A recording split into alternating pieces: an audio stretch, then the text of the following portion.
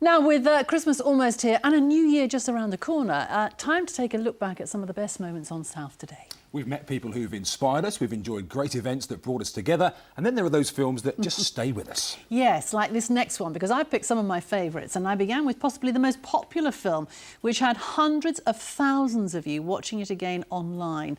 The London to Brighton train journey squeezed into just 4 minutes. In 1953, almost all rail workers were men. Today, the train dispatcher is a woman. In the original film, the last steam locomotives were giving way to slam-door electric trains, still there in 1983. Another 30 years later, air-conditioned carriages run on a privatised railway. It was a different mode of transport for Alex Dyke this summer. He went all mod. So what you've got here, musically and fashion-wise, is the Small Faces and the Who from the mid-60s. Then you've got your Trojan reggae, Desmond Dekker, Dave and Answer Collins from the late 60s, early 70s. And then the two-tone movement, the Specials and the Beat from the 1980s. And then your Britpop from the mid-90s. Christmas can be difficult if you've lost a loved one or perhaps you're apart from them. There are two little boys this year who stole our hearts, Harry and Cody. They had a rare genetic skin disorder, but despite all the difficulties, they showed incredible fortitude and courage. Steph and Chris made this film to raise awareness of EB, the condition which made their boy's skin blister at the slightest knock, causing open, painful wounds. They say their skin's as delicate as a butterfly's wings.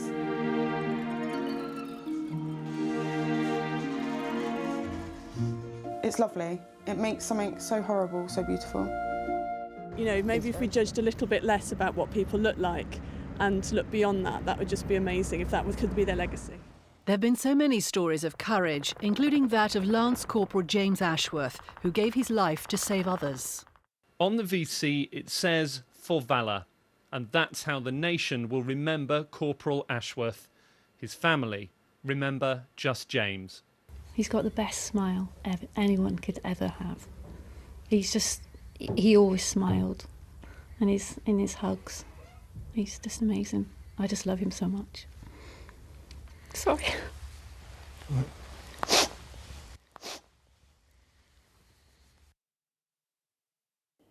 Back in March, I did something foolhardy. I went swimming in the sea and the temperature was just 9 degrees. The reason?